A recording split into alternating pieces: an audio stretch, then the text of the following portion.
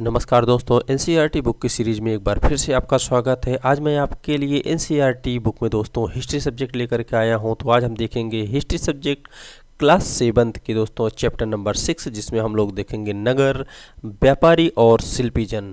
तो दोस्तों नगर, व्यापारी और शिल्पीजन में हम देखेंगे नगर के बारे में।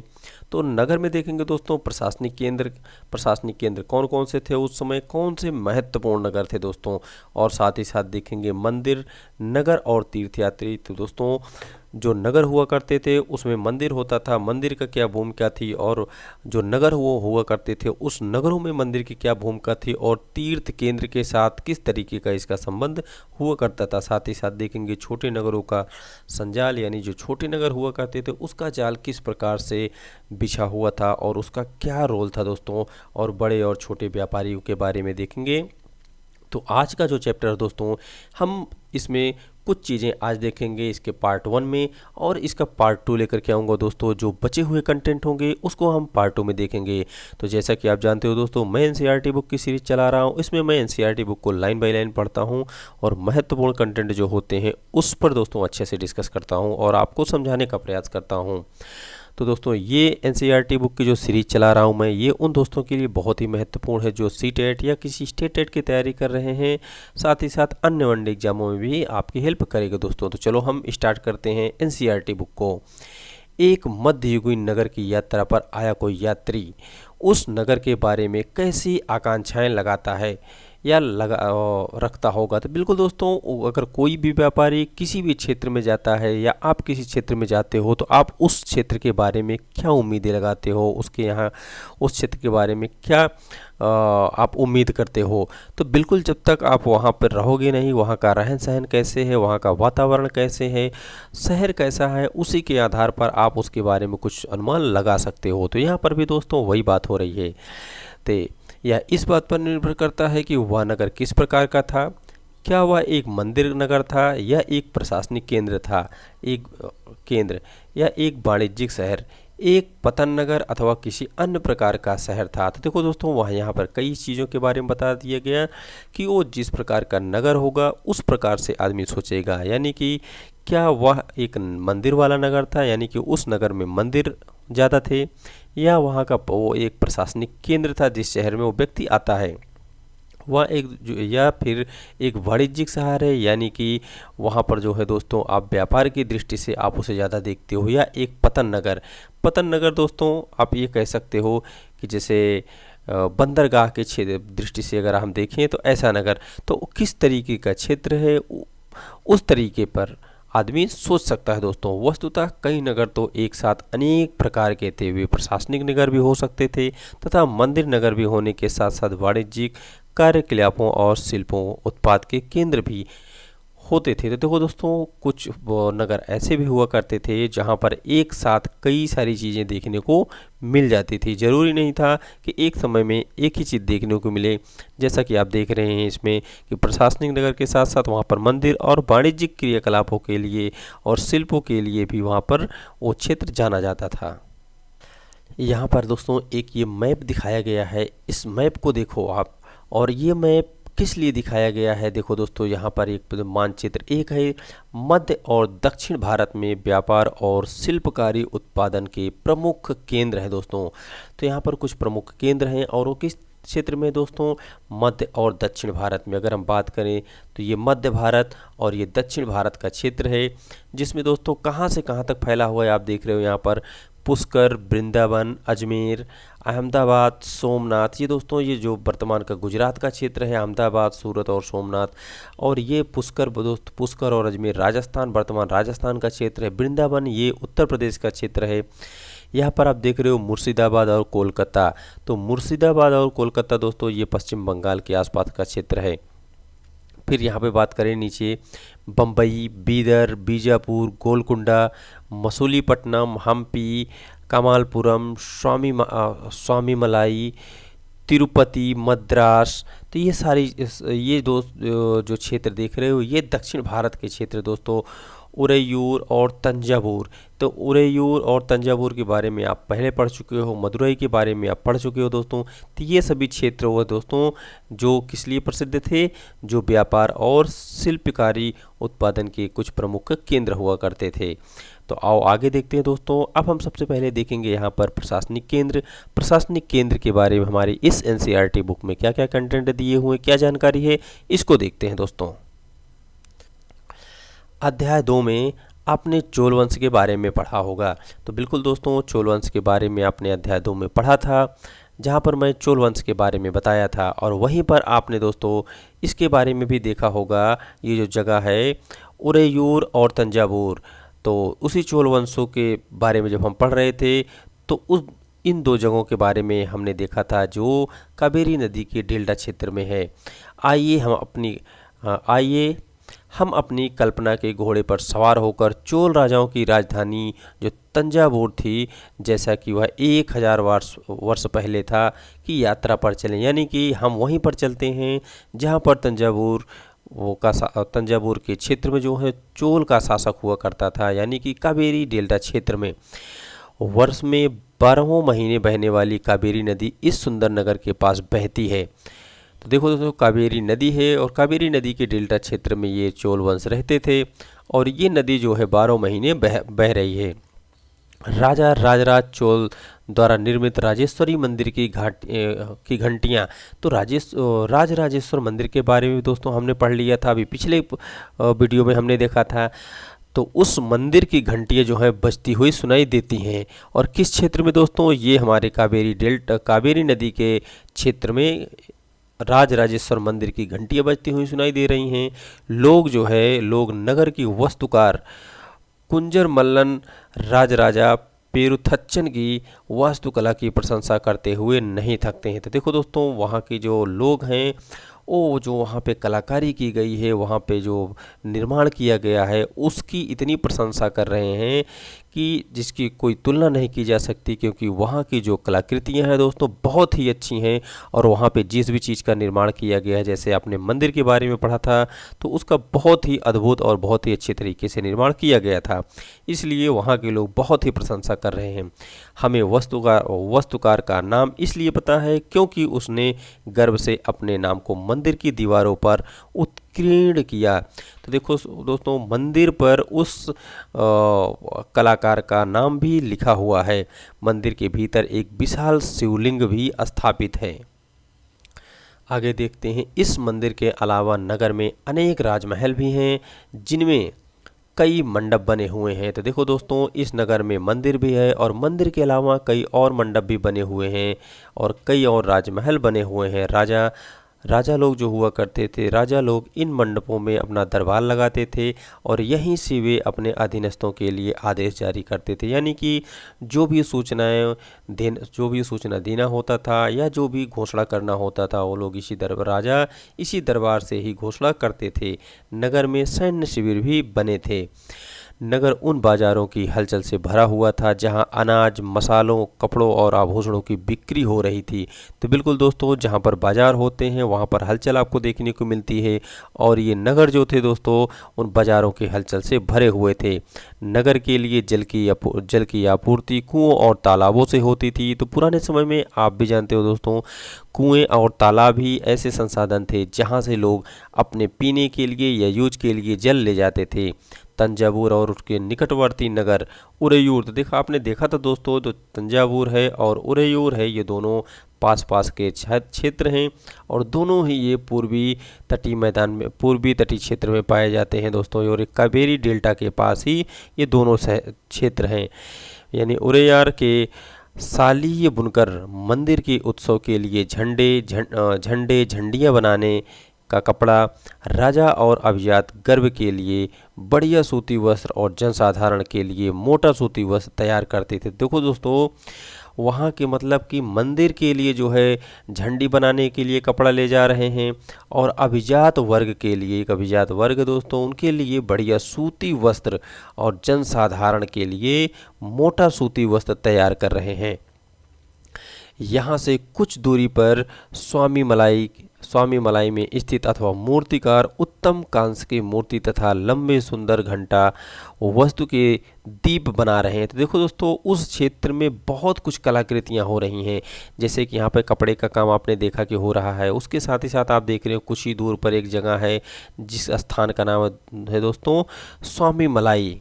इस स्थान का नाम है स्वामी मलाई में स्थित अथवा मूर्तिकार उत्तम मतलब एक अच्छे किस्म की कांस्य की मूर्तियां जो है वो भी बना रहे हैं, लंबे सुंदर घंटा धातु के दीप बना रहे हैं। तो देखो दोस्तों किस किस चीज़ का निर्माण हो रहा है उस क्षेत्रों में। आगे देखते हैं मंदिर नगर और तीर्थ केंद्र। तो मंदिर का जो नगर है, जिस क्षेत्र में मंदिर है, और उस मंदिर वाले नगर का और वहाँ पर तीर्थ केंद्र कैसे बनता है इसके बारे में देखते हैं। तंजावुर एक मंदिर नगर का उदाहरण है, क्योंकि वहाँ पर मंदिर है तो मंदिर नगर के नाम से ऐसे क्षेत्र जाने जाते थे। मंदिर नगर नगरीकरण का एक अत्यंत महत्वपूर्ण प्रतिरूप प्रस्तुत करता है दोस्तों। तो आप देख रहे हो जो मंदिर है वो नगर नगरीकरण का एक अत्यंत महत्वपूर्ण प्रतिरूप प्रस्तुत कर रहा है, क्योंकि मंदिर बनने की वजह से उस नगर का जो है और भी मान बढ़ जाता है, उसकी शोभा और बढ़ जा रही है। नगरीकरण नगरों के विकास की प्रक्रिया है। मंदिर अक्सर समाज और अर्थव्यवस्था दोनों के लिए अत्यंत महत्वपूर्ण होते थे। शासक विभिन्न देवी देवताओं के प्रति अपना भक्ति भाव दर्शाने के लिए मंदिर बनवाते थे। देखो दोस्तों, जो राजा महाराजा हुआ करते थे अपनी भक्ति दिखाने के लिए ये मंदिर का निर्माण करवाते थे।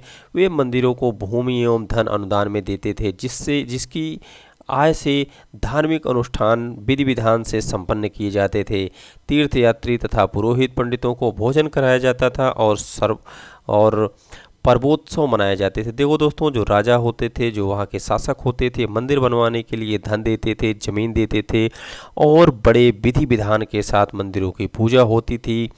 और पूजा के बाद वहाँ पर दोस्तों वो मतलब खिलाने पिलाने का काम आप जैसे कह सकते हो कि भोज कार्यक्रम भी होता था। और भोज कार्यक्रम में दोस्तों आप देख रहे हो यहाँ पर जो तीर्थयात्री आया करते थे, और साथ ही साथ जो पुरोहित पंडित होते थे उन लोगों को भोजन कराया जाता था। और उसके बाद दोस्तों उस मंदिर पर पर्व भी मनाया जाता था, यानी कि पर्वोत्सव भी मनाया जाता था। मंदिर के दर्शनार्थी भी दान दक्षिणा किया करते थे, यानी कि जो लोग मंदिर में दर्शन करने के लिए आते थे वो लोग दोस्तों जो दर्शनार्थी हुआ करते थे वो दान दक्षिणा भी दिया करते थे मंदिर में। ये परंपरा आज भी आपको देखने को मिल जाती है कि जो मंदिर में दर्शन करने के लिए आते हैं दोस्तों वो दान में कुछ न कुछ चढ़ाते हैं, चाहे उनके पास पैसे हो या कुछ और चीज़ें हो, वो दान स्वरूप कुछ न कुछ चढ़ाते हैं मंदिर में। आगे देखते हैं दोस्तों, मंदिर के कर्ता धर्ता मंदिर के धन को व्यापार और साहूकारी में लगाते थे। तो आप भी जानते हो दोस्तों, मंदिर में जो लोग होते हैं वो मंदिर के ही कर्ता धर्ता होते हैं, मंदिर की सारी व्यवस्था उन्हीं को देखनी होती है। लेकिन आज के समय में ऐसा नहीं है कि वो सारे पैसे व्यापार या साहूकारी में लगा देंगे। लेकिन बहुत साल पहले ऐसे होता था कि जो मंदिर के कर्ता धर्ता हुआ करते थे वो सारा धन जो है वो मंदिर के कर्ता धर्ता मंदिर के धन को व्यापार एवं साहूकारी में लगाते थे। समय यानी धीरे धीरे समय के साथ बड़ी संख्या में पुरोहित, पुजारी, कामगार, शिल्पी, व्यापारी आदि मंदिर तथा अनेक दर्शनार्थियों तथा तीर्थयात्रियों की आवश्यकता को पूरा करने के लिए मंदिर के आसपास बसने लगे।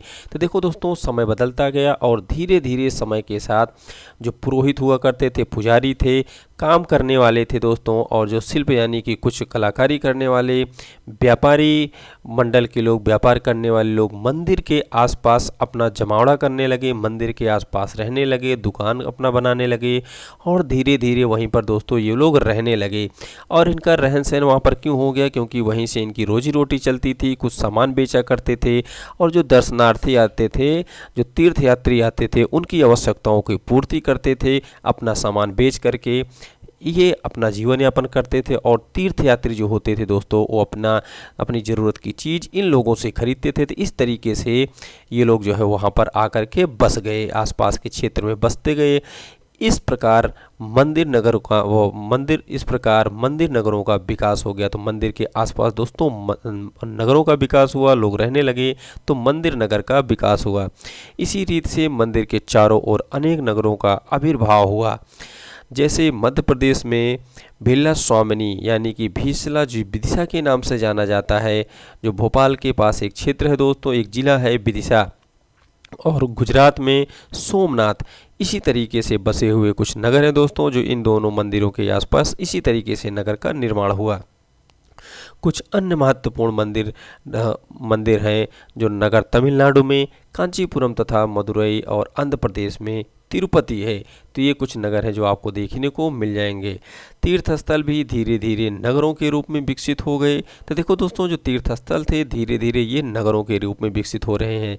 आगे देखते हैं, जैसे कि वृंदावन जो उत्तर प्रदेश में और तिरुवन्नमलाई जो तमिलनाडु में है, ऐसे नगरों के दो उदाहरण हैं। अजमेर राजस्थान में 12वीं शताब्दी में चौहान राजवंशों की राजधानी थी।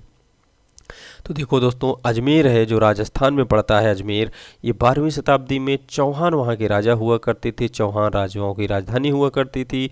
और आगे चल कर के मुगलों के शासक में वह सूबा, तो दोस्तों वहाँ सूबा जो मुख्यालय था, सूबा मुख्यालय बन गया।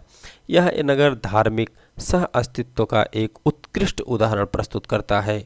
सुप्रसिद्ध सूफी संत ख्वाजा मोइनुद्दीन चिश्ती, तो ये एक बहुत ही प्रसिद्ध जो है दोस्तों संत हुआ करते थे, और ये सूफी संत थे। इनका नाम था ख्वाजा मोइनुद्दीन चिश्ती। यहाँ 12वीं शताब्दी में आकर के बस गए थे। कहाँ बसे थे दोस्तों? ये राजस्थान के जो है दोस्तों अजमेर में बसे थे। और उनके दर्शनार्थी एवं श्रद्धालु भी इनके पंथों मतों में तो दोस्तों, जो मोइनुद्दीन चिश्ती के जो दर्शनार्थी थे और जो इनके भक्त हुआ करते थे, इनको मानने वाले थे, इनको सभी पंथों और मतों में हुआ करते थे, यानी इनके बातों में सहमति कर जताते थे। जैसा कि यहाँ पर लिखा है, आप देख सकते हो कि जो इनके दर्शनार्थी एवं श्रद्धालु सभी पंथों मतों के हुआ करते थे। तो दोस्तों, किसी एक धर्म के नहीं थे, सभी धर्मों के जो है हुआ करते थे, सभी धर्मों के, सभी पंथों के, मतों के हुआ करते थे। अजमेर के पास ही पुष्कर सरोवर है, जहाँ प्राचीन काल से ही तीर्थयात्री आया करते थे। एक जहाँ पुष्कर है जो दोस्तों एक बहुत ही फेमस जगह है, और ये सरोवर जहाँ पर है वहाँ पर बहुत पुराने समय से लोग वहाँ पर दर्शन के लिए, दूर दूर से लोग दर्शन के लिए आते हैं। अब आगे हम बात करते हैं छोटे नगर का संजाल। छोटे नगर का संजाल किस तरीके से इस एनसीईआरटी बुक में बताया गया है, इसको देखते हैं दोस्तों। तो ये 8वीं शताब्दी की बात है। 8वीं शताब्दी से उपमहाद्वीप में अनेक छोटे छोटे नगरों का संजाल सा बिछने लगा था। तो छोटे छोटे गांव नगर बसने लगे थे दोस्तों। संभवतः उनका प्रादुर्भाव बड़े बड़े गांवों से हुआ था, यानी कि जो बड़े बड़े गांव थे वहीं सर देख करके ये छोटे छोटे गांव भी बसने लगे थे। उनमें आमतौर पर एक मंडपिका, मतलब जिसे मंडी कहा जाता था दोस्तों, बाद में जिसे मंडी कहा जाता था, और इससे पहले क्या कहा जा रहा है, मंडपिका कहा जाता था। मंडपिका होती थी जिसे बाद में मंडी कहा जाने लगा, जहां आसपास के गांव वाले जो है अपने उपज बेचने के लिए ले जाते थे। दोस्तों, आज भी आप देखते हो जो मंडी होती है, आज बड़ी बड़ी मंडियां आपको देखने को मिल जाती हैं। जो किसान लोग होते हैं अपना जो खेतों में वो उगाते हैं, जो नगद फसल होती है उसको ले जा कर के दोस्तों मंडियों में बेचते हैं। तो वही चीज़ यहाँ पे कहा जा रहा है कि आमतौर पर एक मंडपिका, जिसे मंडी होती थी, जहाँ आसपास के गांव वाले अपने उपज, यानी कि जो कि कृषि करते थे, उपज बेचने के लिए ले जाते थे उस मंडी में। उसमें ऐसी गलियां थी जहां दुकानें एवं बाजार भी, जिन्हें हट कहा जाता था। तो हट यानी कि बाद में उसे हाट कहा जाएगा, जिसे आम भाषा में हाट बाजार कहा जाता है, हट कहा जाता है। इसके अलावा भिन्न भिन्न प्रकार के कारीगरों और शिल्पियों जैसे कुम्हारों, तेलियों, शक्कर बनाने वाले, ताड़ी बनाने वाले, सुनार, लोहार, पत्थर तोड़ने वालों आदि के अलग अलग बाजार होते थे। दोस्तों, ये जो बाजार हुआ करता था, जो हाट हुआ करता था, इसमें सब अलग अलग हुआ करते, तो सबके काम अलग अलग थे। तो जिन लोगों के जो दुकानें हुआ करती थी दोस्तों, एक एक क्षेत्र में बटी थी कि इस क्षेत्र में जो लोहार वर्ग के लोग हैं इस क्षेत्र में रहेंगे, लोहार और सुनार इस क्षेत्र में रहेंगे, जो कुम्हार हैं और इस क्षेत्र में रहेंगे। तो इस तरीके से उन लोगों के बाजार बटे हुए थे। कुछ व्यापारी तो नगर में अस्थायी रूप से बसकर अपना कारोबार करते थे, यानी कि कुछ लोग उसी बाजार के आसपास अपना मकान बना लेते थे, उसी नगर में मकान बना करके रहते भी थे और वहीं पर व्यापार भी करते थे। जबकि कुछ अन्य व्यापारी नगर नगर घूम घूम कर क्रय विक्रय किए करते। देखो दोस्तों, उस समय नगर नगर में घूमकर व्यापार करने की एक वो प्रक्रिया थी। जो प्रथा आज चल रही है वही प्रथा पहले भी थी। नगर नगर घूमकर भी क्रय विक्रय का काम किया करते थे। आसपास और दूर दराज के व्यापारी इन नगरों में स्थानीय उपज खरीदने के लिए, यानी कि यहाँ की जो लोकल की फसल हुआ करते थे उसको खरीदने के लिए आते थे। और दूरदर्शी स्थानों, यानी कि दूर से जो भारत के बाहर उत्पादन जिस चीज़ों का होता था उसको यहाँ पर लाते थे बेचने के लिए। दोस्तों, उनका आने का पर्पस एक साथ दो काम हो जाता था। जो बाहर का सामान था उसे लाते थे, यहाँ पर बेचते थे और यहाँ का सामान लेकर के जाते थे। जैसे घोड़े, नमक, कपूर, केसर, पान सुपारी और काली मिर्च जैसे मसाले बेचने के लिए आते थे यहाँ पर दोस्तों। तो नीचे देखो दोस्तों, यहाँ पर एक इमेज दिया हुआ है और ये एक जो इमेज दिया हुआ है ये एक नगर बाज़ार का इमेज दिया हुआ है। जैसे कि आप यहाँ पर देख सकते हो, यहाँ पर लिखा हुआ है नगर का एक बाज़ार है। तो ये जो दोस्तों नगर का एक बाज़ार है, तो कुछ इस प्रकार से नगर का बाज़ार हुआ करता था। आप यहाँ पर देख रहे हो बहुत से मकान बने हुए हैं और इसी मकानों में दोस्तों लोग अपनी दुकान लगा कर रहते थे। तो जैसे मान लो कि इस प्रकार सभी खाने पीने के सामान मिलेंगे, इस प्रकार दोस्तों कपड़े से संबंधित सामान मिलेंगे, अगले बाज़ार में जानवरों से संबंधित सामान मिलेंगे। तो कुछ इस तरीके से जो है नगर बटे हुआ करते थे। आगे देखते हैं। आमतौर पर कोई सामंत यानी परवर्ती काल का जमींदार। तो दोस्तों, जमींदार सामंत के बारे में आपने पिछली वीडियो में पढ़ा कि सामंत या जमींदार वो होता था जिसको जो शासक होते थे, शासक बुला करके उन्हें किसी क्षेत्र का एक जमींदार बना देते थे। सूबेदार भी आप कह सकते थे, उन्हीं का एक रूप सूबेदार का भी होता था कि उस क्षेत्र का जितने भी कर होंगे कर वसूल करके लाएगा। तो सामंत दोस्तों उन्हें बनाया जाता था जो वो गरीब हुआ करते थे, निचले तबके के लोग हुआ करते थे, उनको बनाने का काम मुगलों के द्वारा किया गया था। तो जमींदार इन नगरों में या इनके आसपास किलेबंदी कर महल बना लेता था। तो देखो दोस्तों, क्योंकि वो सूबेदार हुआ करता था वहाँ का, वो सामंत हुआ करता था, उस क्षेत्र का मालिक उसे बना दिया जाता था, उस क्षेत्र से कर वसूलने का काम उसे मिल जाता था। तो वो दोस्तों उस बाजार नगर के आसपास किलेबंदी कर लेता था, किले बना करके रहने लगता था। ऐसे सामंत व्यापारियों, शिल्पकारों तथा उनके व्यापार की वस्तुओं पर कर लगाते थे और कभी कभी इन करों के संग्रहण का अधिकार उन अस्थायी मंदिरों में प्रदान कर देते थे। तो देखो दोस्तों, जो वहाँ से कर मिलता था उस करों को लेकर के ये सामंत वहाँ पे बने मंदिरों में दे दिया करते थे, जिनका निर्माण स्वयं उनके द्वारा या धनाढ्य व्यापारियों के द्वारा कराया गया होता है।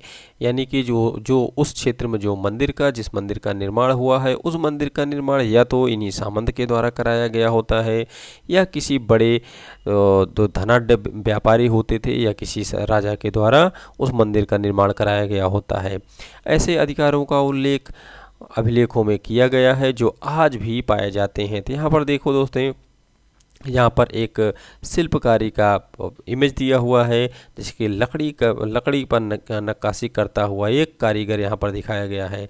अब बाज़ारों के बारे में, बाज़ारों से जो कर वसूले जाते हैं उसकी एक थोड़ी सी झलक दी गई है, उसको देखते हैं दोस्तों। यह राजस्थान से प्राप्त एक 10वीं शताब्दी के अभिलेख का सारांश है जिसमें वे शुल्क दिए गए हैं जो मंदिर प्राधिकारियों द्वारा वस्तुओं के रूप में वसूल किए जा सकते हैं। शक्कर और गुड़, रंग, धागा, रुई, नारियल, नमक, सुपारी, मक्खन, तिल के तेल पर और कपड़े पर लगाए गए कर लगाए जाते थे। यानी कि इन सभी चीज़ों पर कर लगाए जाते थे। इसके अलावा व्यापारियों पर, धातु की चीज़ें बेचने वालों, आसवकों, तेल, पशुचारे और अनाज के बारे में भी कर लगाए जाते थे। इनमें से कुछ कर तो वस्तु के रूप में और कुछ अन्य नगद के रूप में वसूले जाते। देखो दोस्तों, कर किन किन चीज़ों पर लगाया जा रहा है, और कर देखो आप दो तरीके से लिया जा रहा है। या तो आप कर के रूप में किसी सामान को दो, वस्तु को दो, या फिर आप नगद पैसे के रूप में भी दे सकते हो। तो दोनों तरीके से कर वसूला जाता था। और उसके बाद दोस्तों बहुत सारी चीज़ें थी, लगभग आप मान लो कि जो सभी चीज़ें हुआ करती थी मार्केट में, सभी चीज़ों पर कर लगाए जाते थे। अभी दोस्तों जब मंदिर, नगर और तीर्थ केंद्र के बारे में पढ़ रहे थे तो वहाँ पर छोटी छोटी मूर्तियाँ कैसे बनाई जाती हैं इसके बारे में पढ़ रहे थे। तो यहाँ पर देखते हैं दोस्तों, जैसे कांसा, घंटा धातु और लुप्त मोम तकनीकी के माध्यम से जो मूर्तियाँ बनाई जाती थी उसके बारे में यहाँ पर देख लेते हैं। कांसा, कांसा एक मिश्र धातु होती है जो तांबे और रांगे यानी कि तांबे और टीन के मेल से बनती है। तो देखो दोस्तों, जो कांसा होता है, कांसा तांबे और टीन के मेल से बनती है। घंटा धातु के रांगे का अनुपात किसी भी अन्य किस्म के कांसे से अधिक होता है। एक घंटे जैसे यह घंटे जैसे ध्वनि उत्पन्न करती है। दोस्तों आगे देखते हैं चोल कालीन कांस्य की मूर्ति यानी कि चोल वंश के शासनकाल की मूर्तियां, जो अध्याय 2 में आपने देखा था लुप्तलोम, लुप्तलोम तकनीक से बनाई जाती थी। तो लुप्तलोम क्या होता है दोस्तों, इसके बारे में अभी हम इसी में पढ़ेंगे तो समझ में आ जाएगा कि लुप्तलोम क्या चीज़ होता है। इस प्रवृत्ति के अंतर्गत सर्वप्रथम मोम की एक प्रतिमा बनाई जाती थी। इसे चिकनी मिट्टी से पूरी तरह लीप कर सुखाने के लिए छोड़ दिया जाता था।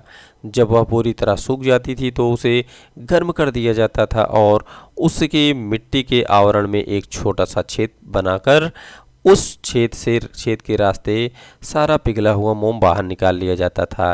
फिर चिकनी मिट्टी के खाली सांचे में उसी छेद के रास्ते से पिघली हुई धातु भर दी जाती थी।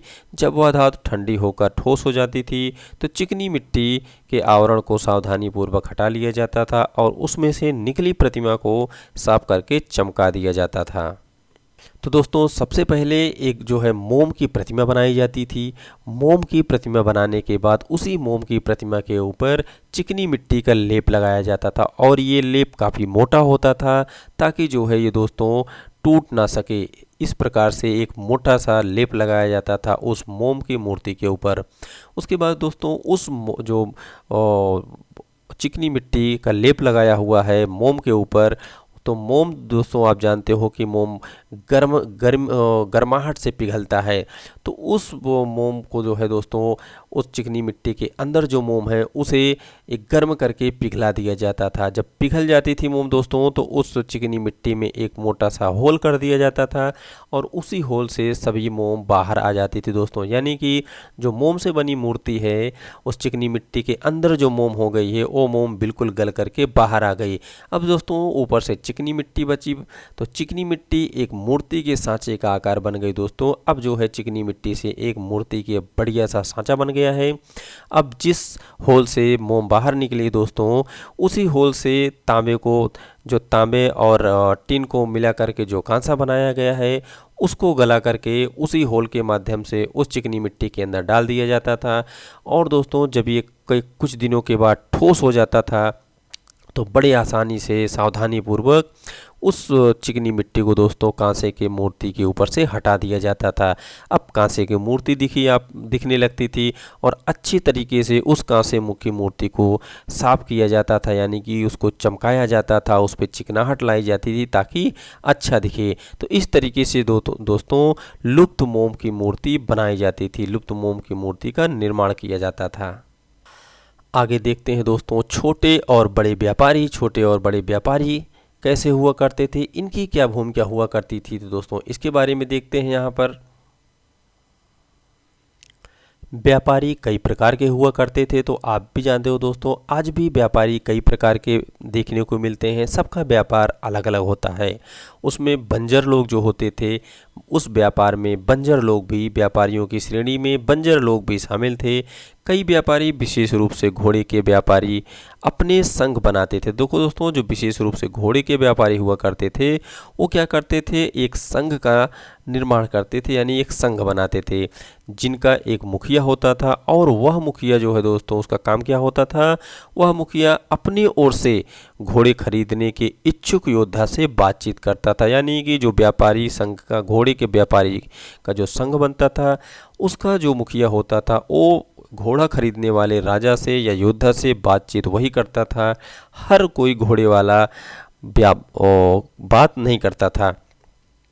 चूँकि व्यापारियों को अनेक रास्तों तथा जंगलों से होकर के गुजरना पड़ता था, इसलिए वे आमतौर पर काफ़िले बनाकर एक साथ चलते थे। तो दोस्तों इसका फ़ायदा ये भी होता था कि जब इनका एक व्यापार बनता था, इन व्यापारियों का एक संघ बनता था, तो ये अब एक संघ में ही रहते थे, जहाँ भी जाना होता था एक साथ आते जाते थे। तो इनकी संख्या काफ़ी अधिक होती थी। इनके ऊपर कोई आक्रमण ना करे, कोई घोड़े चोरी ना करे, इन सब चीज़ों से इनको बचाव मिलता था।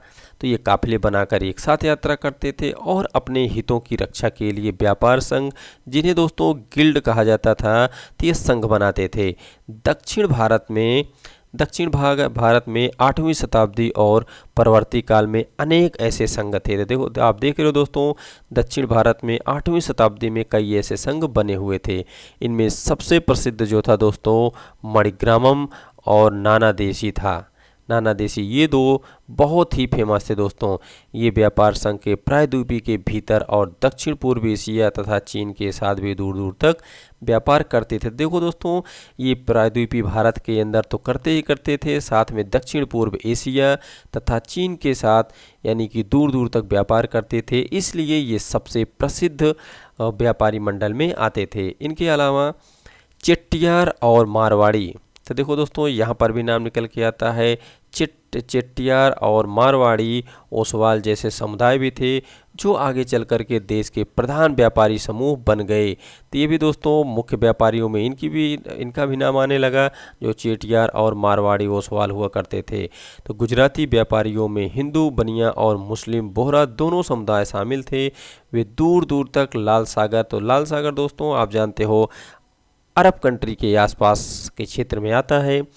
लाल सागर के बंदरगाहों व फारस की खाड़ी, पूर्वी अफ्रीका, दक्षिण पूर्व एशिया तथा चीन से व्यापार करते थे। तो ये सभी दोस्तों आप देख रहे हो, भारत के दक्षिणी क्षेत्र पश्चिमी क्षेत्र की बात हो रही है। ये सभी क्षेत्र भारत के पश्चिमी क्षेत्र में आते हैं। वे इस पत्तनों में कपड़े और मसाले बेचते थे और बदले में अफ्रीका से सोना और हाथी दांत एवं दक्षिण पूर्व एशिया और चीन से मसाले, टिन, मिट्टी के नीले बर्तन और चांदी लाते थे। तो देखो दोस्तों, यहाँ से कुछ सामान लेकर के जाते थे और उन सभी क्षेत्रों से यानी भारत के बाहर के क्षेत्रों से बहुत सा सामान लेकर के आते थे। तो इस तरीके का इनका व्यापार हुआ करता था। तो यहाँ से सामान लेकर के जाते थे और वहाँ से सामान लेकर के आते थे। इनके आने जाने का जो व्यापार करने का तरीका था दोस्तों, 2 बार नहीं जाना पड़ता था, एक ही बार जाते थे। उसी समय सामान कुछ लेकर के जा रहे हैं और वहाँ से खरीदारी करके कुछ सामान लेकर के भी आ रहे हैं। पश्चिमी तट के नगरों में अरबी, फारसी, चीनी, यहूदी और सीरियाई ईसाई बस गए थे। तो देखो दोस्तों, अभी हम पश्चिमी क्षेत्र की बात कर रहे थे और ये सभी पश्चिमी क्षेत्र में ही आते हैं, जिसमें अरबी, फारसी, चीनी, यहूदी और सीरियाई ईसाई सब बस गए थे।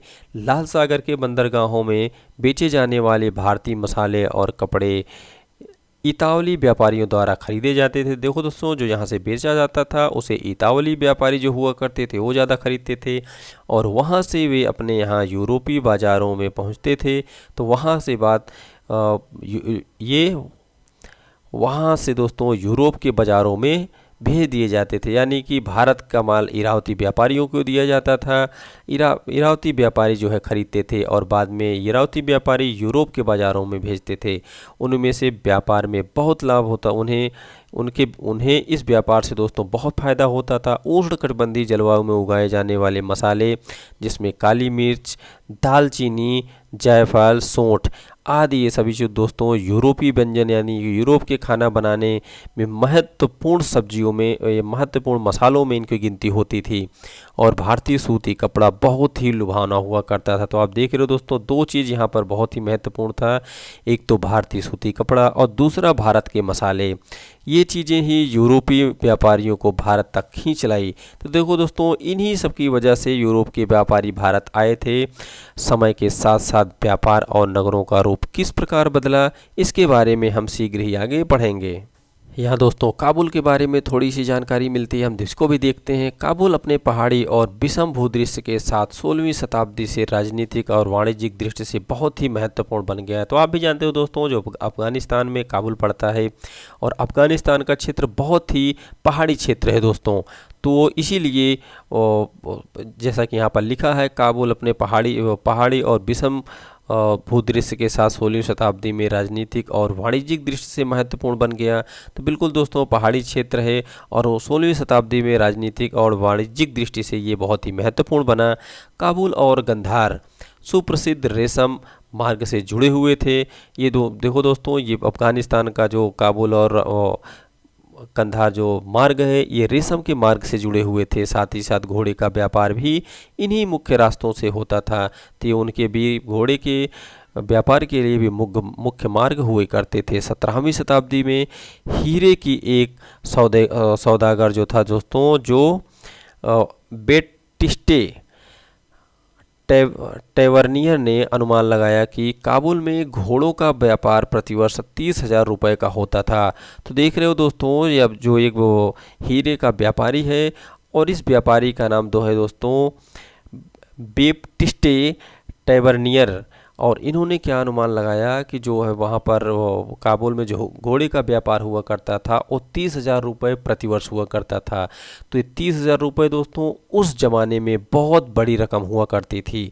और काबुल में मेवे, खजूर, गलीचे, रेशमी कपड़े और ताज़े फल ऊँट पर लाद कर लाए जाते थे और उपमहाद्वीप तथा अन्य भागों में बेचे जाते थे। यानी कि काबुल के क्षेत्र से ला करके दोस्तों उपमहाद्वीप यानी भारत के मुख्य भूभाग पर बेचे जाते थे। इसके अलावा गुलाम भी बिक्री के लिए लाए जाते थे, तो गुलाम को भी लाया जाता था दोस्तों। तो इस प्रकार से आज हमने यहाँ तक इस चैप्टर को कवर किया दोस्तों। जो इस पार्ट का जो बचा हुआ चैप्टर है नगर व्यापारी और शिल्पी जन, जो हम चैप्टर पढ़ रहे हैं, इसके बचे हुए पार्ट को हम अगले वीडियो में देखेंगे दोस्तों, यानी कि इसके पार्ट 2 में देखेंगे। तो हम देखते हैं बचा क्या है दोस्तों। इसमें बचा है नगरों में शिल्पी। तो नगरों का शिल्प जो है, यहाँ से हम पढ़ना प्रारंभ करेंगे दोस्तों। तो अब हम मिलेंगे आपसे अगले वीडियो में, यानी इसके पार्ट 2 में। तब तक के लिए जय हिंद।